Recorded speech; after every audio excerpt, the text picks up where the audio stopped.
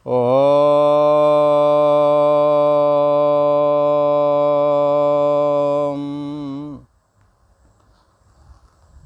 ओम ओम अखंडमंडलाकारं व्याप्तं येन चराचरं तत्पदं दर्शितं येन तस्मै श्री गुरुवे नमः। योगेश्वर श्री कृष्ण भगवान की जय। ऐं सरस्वत्यै नमः।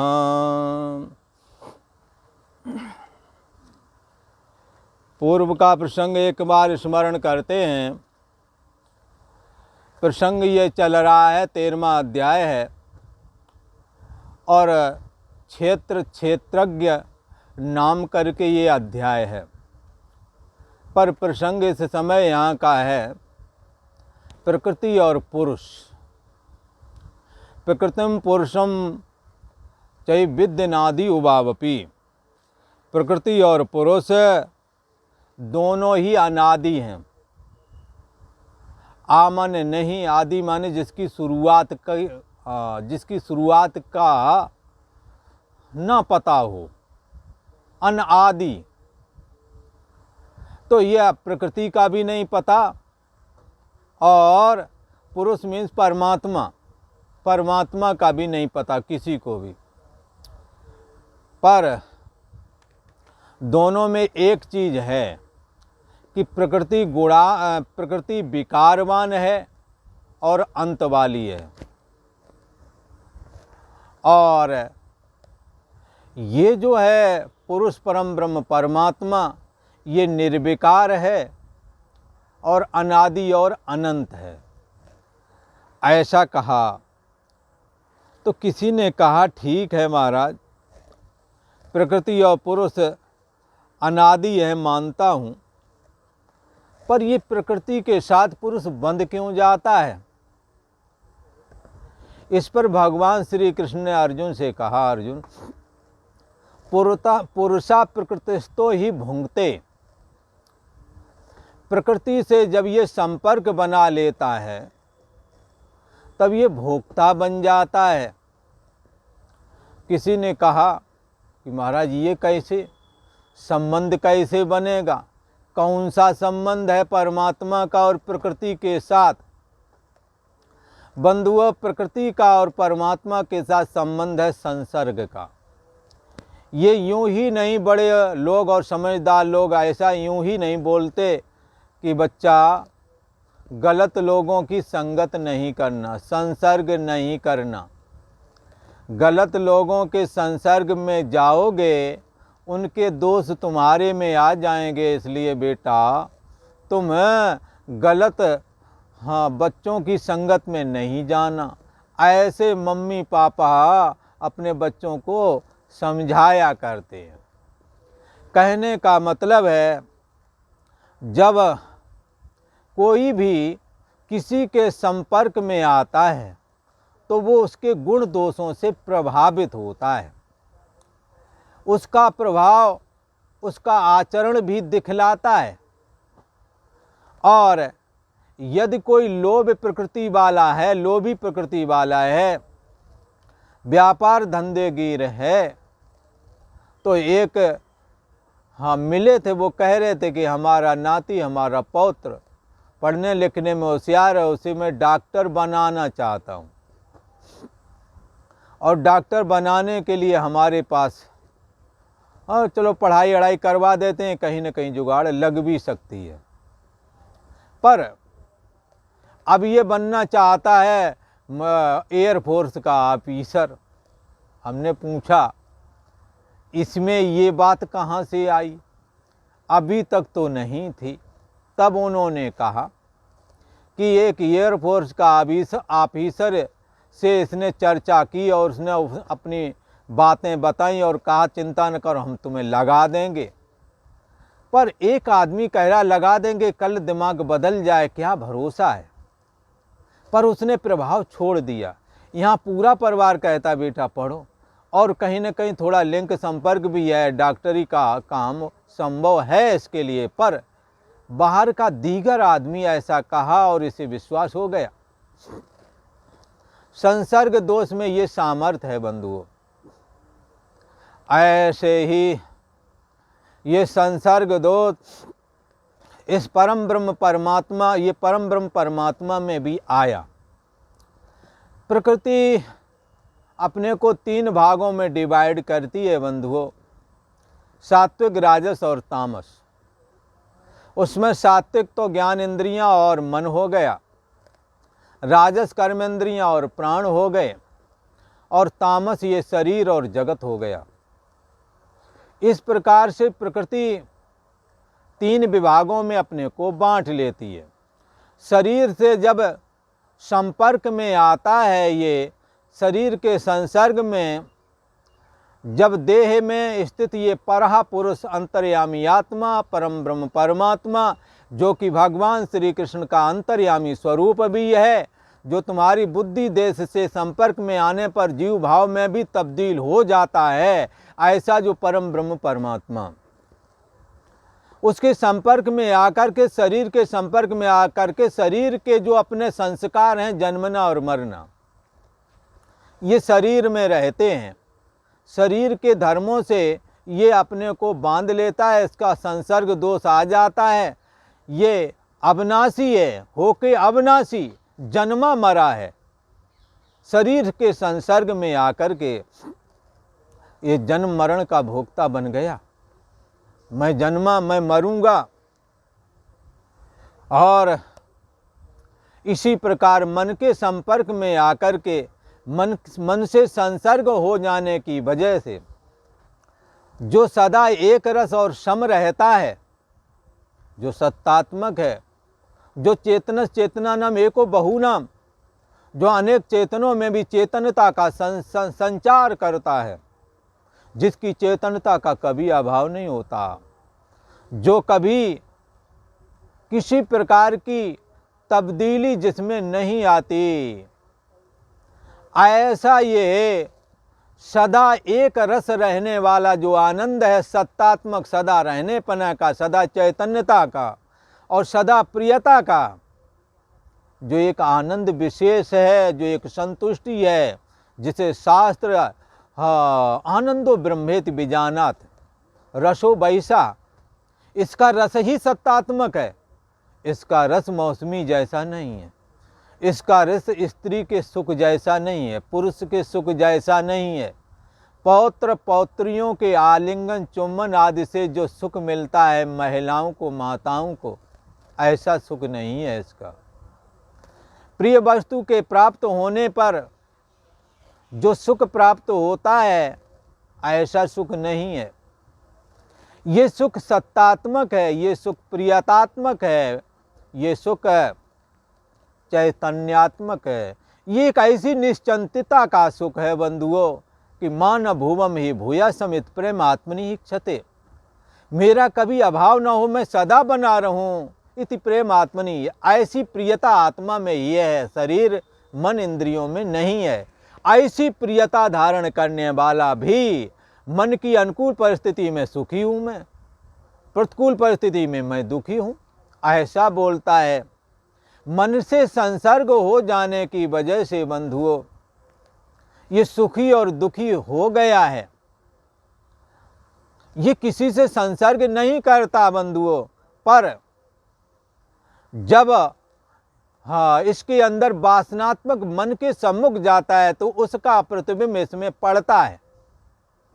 जैसे कांच का मणि रखा हुआ था, लाल गुलाब का फूल सम्मुख रख दिया, कांच सफ़ेद है पर लालिमा कांच में भी दिखती है।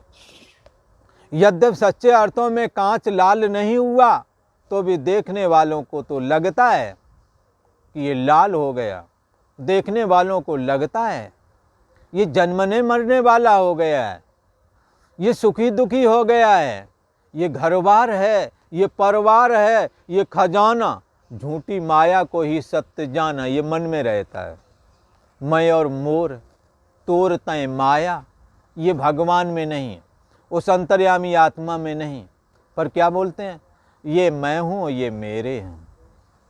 ये संसर्ग दोष आ गया है, इसलिए स्वयं सच्चिदानंदा भूल के भयो बंदा, ये बंदा बन गया है। बंदा का मतलब परछिन्न व्यक्तित्वपना, परछिन्न व्यक्तित्वपना रूप जीव भाव, जो कि इसमें नहीं है।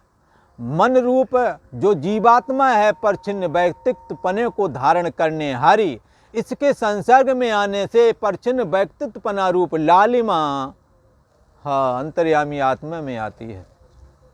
इसलिए मैं सुखी मैं दुखी हूँ ऐसा लगता है।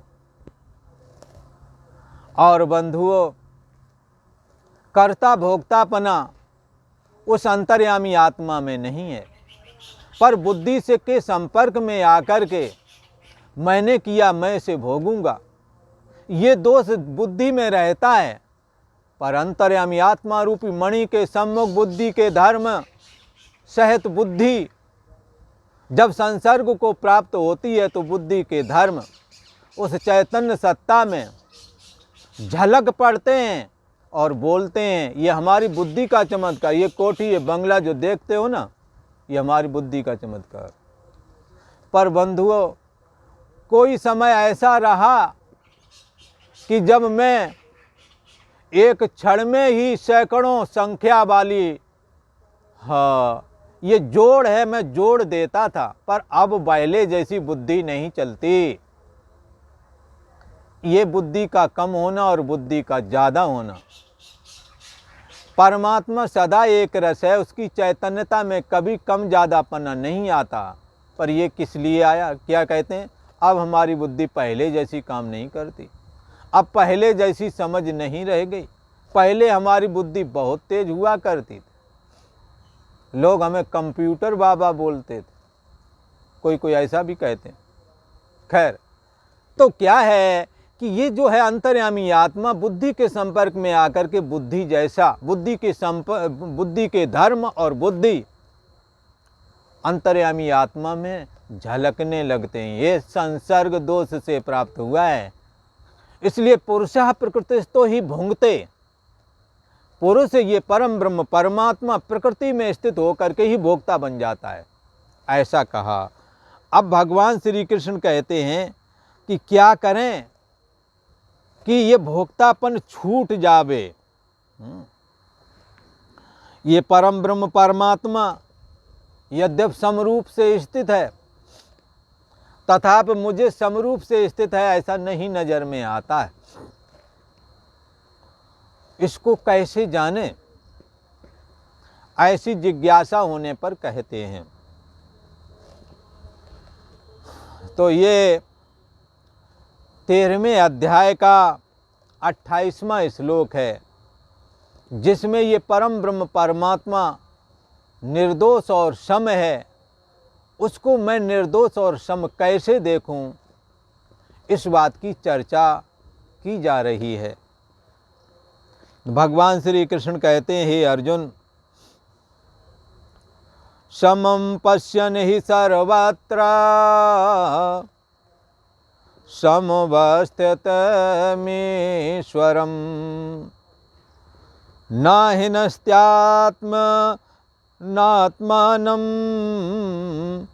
ततो याति परां गतिम्। कहते हैं, हे अर्जुन,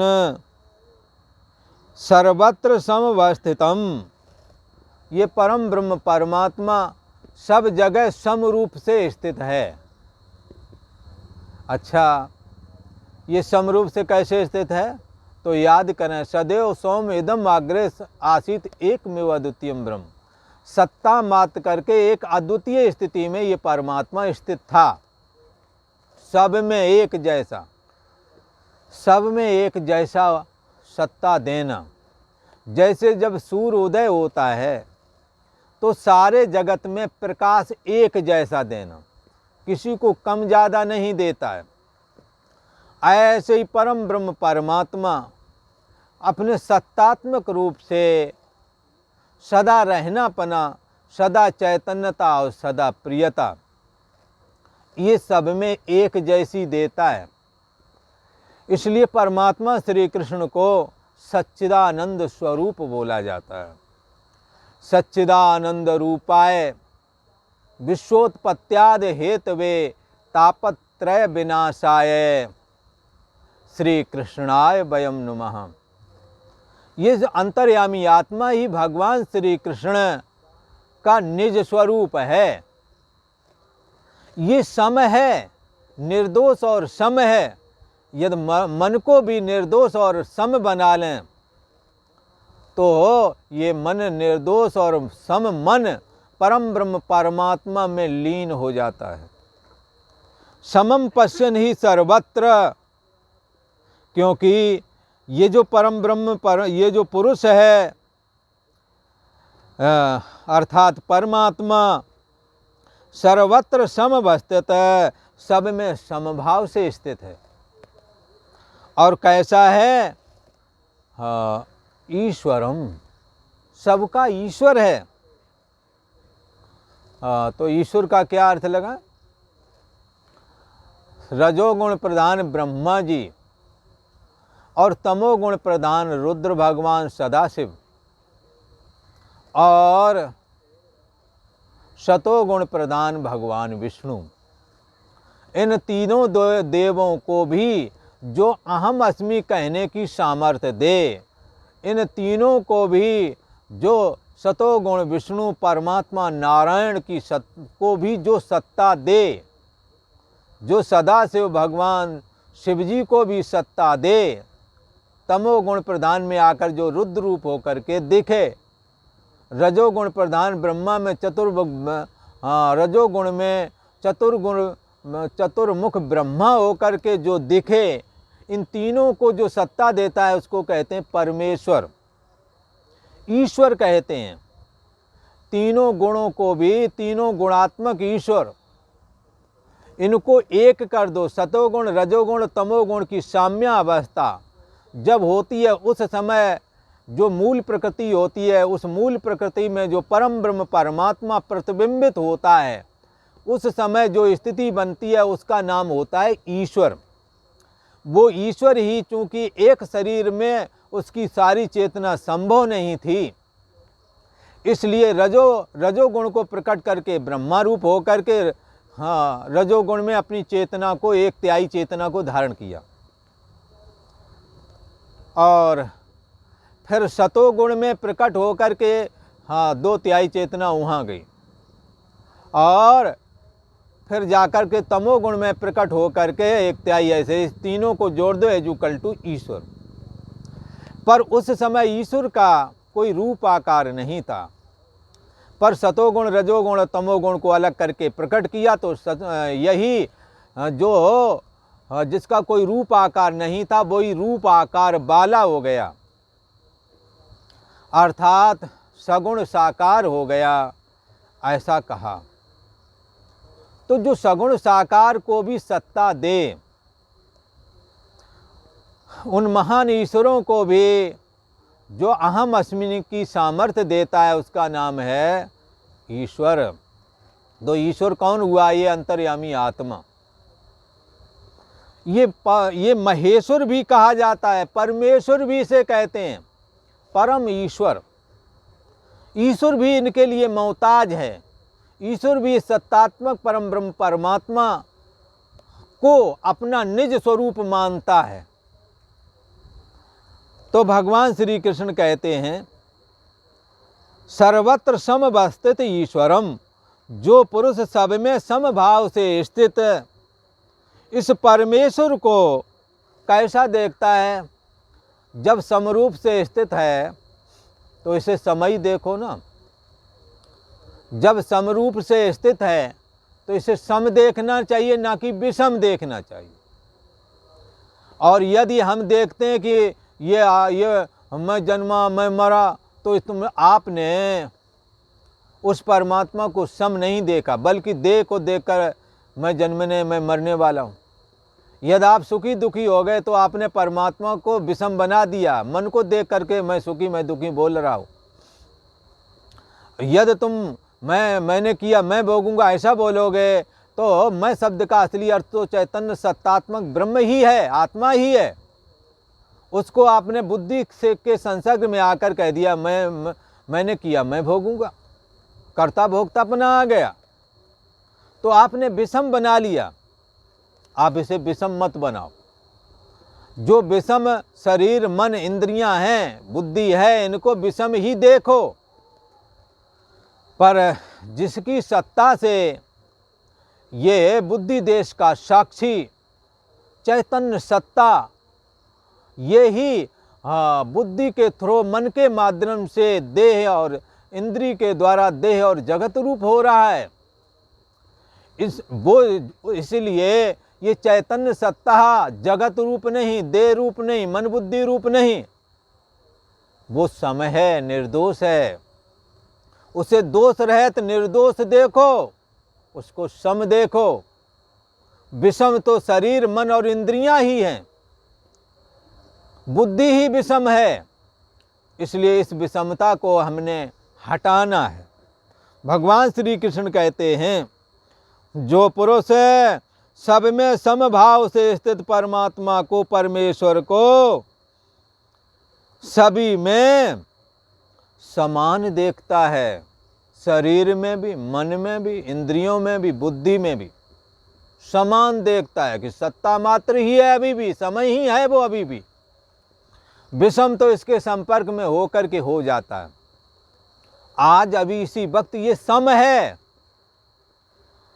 सब में, शरीर मन इंद्रिय बुद्धि आदि सब में समान भाव से परमात्मा स्थित है, इसलिए इसको समान रूप देखता है। और सभी की शरीर इंद्रियां मन बुद्धि में ऐसे ही स्थित है, इसलिए सब में समान रूप से देखना है, भगवान श्री कृष्ण का कहना। जो पुरुष इस परम ब्रह्म परमात्मा को समान भाव से स्थित है, हाँ, सब में समान देखता हुआ आत्मता अपने द्वारा आत्मानम न हिनस्ति, अपने द्वारा अपने को नष्ट नहीं करता। किसी ने कहा, महाराज ये बात कैसे कह दी, अपने द्वारा अपने को जो नष्ट नहीं करता, तो ये बात कैसे होती? कोई अपने को नष्ट करता है क्या? ये बात तो नहीं समझ में आ रही है। बंधुओं, ये बिल्कुल सही बात है। जब अंतर्यामी आत्मा सत्ता मात्र है और जानना पना मात्र ही है, उसको देह से जोड़ करके, और जब तुम देखते हो मेरा जन्म हो गया, मैं जन्मने और मरने वाला हूँ, मैं शब्द का असली अर्थ वो अंतर्यामी आत्मा है। वो आपने देह से जोड़ करके मैं जन्मा मैं मरा ऐसा कहते हो, तो आपने अपने द्वारा अपने आप को नष्ट कर डाला। जो जन्म और मरण से रहता है उसको जन्मने मरने वाला बना लिया आपने, तो नष्ट कर दिया। और ये कहीं जाता आता नहीं, ये सुखी और दुखी नहीं होता, और मन से जुड़ करके अगर सुखी दुखी हो गए तो आत्मा की समता का नाश कर दिया तुमने। अंतर्यामी आत्मा को आपने अपने द्वारा अपने आप का नाश कर लिया, और आप बोलते हो मैं सुखी हूँ, मैं दुखी हूँ। तुम्हारा मन ही सुखी दुखी है, मन से तुम सदा अलग हो। मनो मनुष्याणाम कारणम बंध मोक्षयो, इसीलिए कहा है मन ही बंधन मुक्ति का कारण है। बंधाय विषयासक्तम मुक्ति निर्विषयम स्मृतम। जब मन रूप विषय में जो कि सुखी और दुखी होता है, मैं सुखी मैं दुखी हूँ ऐसा करके जब मानने लगते हो, तो अपने द्वारा आपका अपना क्या है? मन ही है आपका अपना। इस अपने के द्वारा आपने असली मैं रूप जो अपना है उसका नाश कर लिया। असली मैं जो अंतर्यामी आत्मा है, नकली मैं अहम अस्मि जो मन है, जो सोने जागने वाली चेतना है, उसी का प्रतिबिंब है। इस मन रूप चेतना के द्वारा मैं सुखी हूँ मैं दुखी हूँ ऐसा कह करके आत्मा की समता का तुमने नाश कर दिया। अपना एक अपनी मैं जो तुम्हारी एक अपनी मैं जो जीवात्मा रूप मन है, उस मैं के द्वारा सच्चे अर्थों में रहने वाली अविनाशी मैं का अपने मन रूप मय के द्वारा आत्मा रूप मय का नाश कर दिया। अपने द्वारा अपना नाश कर दिया। भगवान श्री कृष्ण कहते हैं इसी प्रकार आपने बुद्धि के धर्मों के द्वारा मैंने किया, मैं भोगूंगा, यदि ऐसा मान लिया, मैं कर्ता भोक्ता बनाऊं, यदि ऐसा मान लिया तो आपने आभासित चेतना रूप बुद्धि रूप मैं के द्वारा, ये भी एक है मैं, इसको गौड़ में बोलते हैं, और असली मैं अंतर्यामी आत्मा है।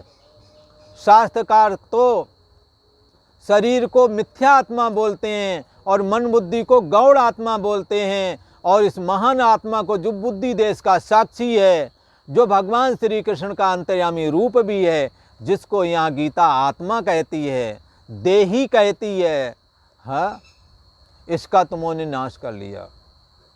किसके द्वारा? जीवात्मा रूप जो मन बुद्धि है, सोने जागने वाली चेतना जो मन बुद्धि से संपर्क में रहती है, ये सोने जागने वाली चेतना है, ये सुखी दुखी होने वाली चेतना है, ये कर्ता भोक्ता पने वाली चेतना है। इसके धर्म ये तुम्हारी गौड़मय है, शरीर तुम्हारी मिथ्यामय है, महान आत्मा तुम्हारी असली मय है। मैं शब्द का तो अर्थ वही है।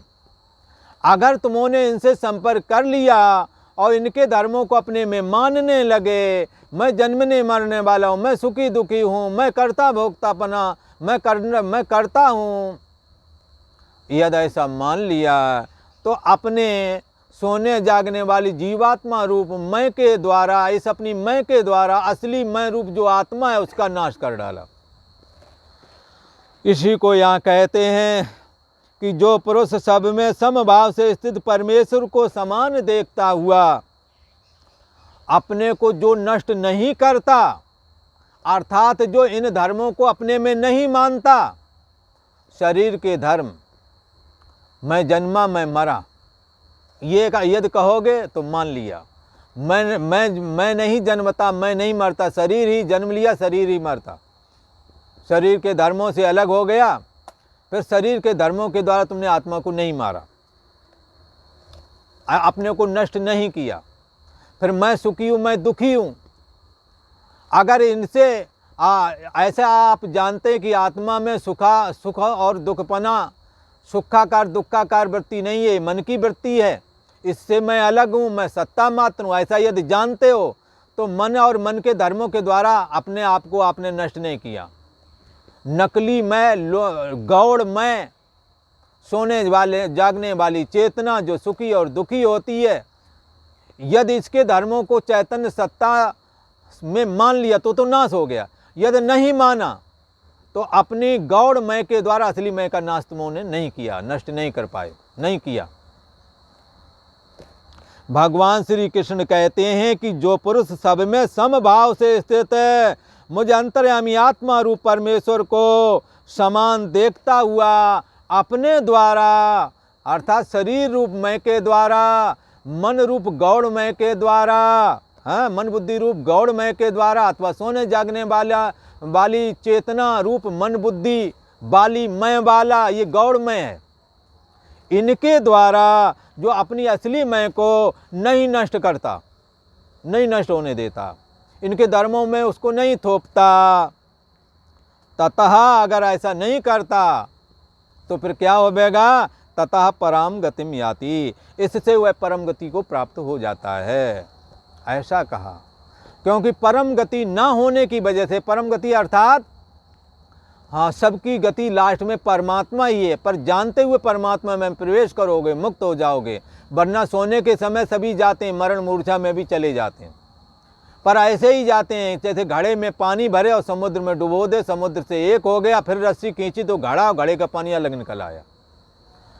ऐसे ही जीवात्मा रूपी परिधि के अंदर सोने जागने वाली चेतना रूप पानी भरा हुआ है और सुसुप्ति में ये डूब गई और सुबह फिर जागे, फिर जीव भाव वही ब्रह्म में लीन होकर के भी वही बात, मरण मूर्छा में भी वही बात। इसलिए यहाँ कहते हैं परम गति का मतलब परमात्मा में लीन होना। अब जो लीन होवेगा, इसने अपने शरीर के धर्म, गौड़ आत्मा शरीर है, इसके धर्मों को आत्मा में नहीं थोपा, इसलिए असली मैं शरीर के धर्मों के द्वारा नष्ट होने से बच गई। मिथ्यात्मा के द्वारा। और मन बुद्धि रूप सोने जागने वाली चेतना, ये गौड़ आत्मा है, ये भी तुम्हारी मैं है। इस गौड़ आत्मा रूपी मैं के द्वारा आपने उसको नष्ट नहीं किया, अर्थात इसके धर्मों को उसमें नहीं थोपा, तो इसके द्वारा भी नष्ट होने से बच गई। अर्थात सत्तात्मक स्थिति आपने बचा कर के रखी। शरीर मन बुद्धि के धर्मों से वो अपने को अलग जान लिया। ऐसा करने से ही ये परम गति को प्राप्त हो जाता है। हमारा भक्त जिज्ञासु जो कोई भी ऐसा चिंतन करेगा वो परम गति रूप परमात्मा को प्राप्त हो जाता है। क्योंकि हे अर्जुन, जो पुरुष सब में समभाव से स्थित परमेश्वर को समान देखता हुआ अपने द्वारा अपने को नष्ट नहीं करता, यही वजह है, इससे वह परम गति को प्राप्त हो जाता है। और आज इतना ही। ओम शांति शांति शांति।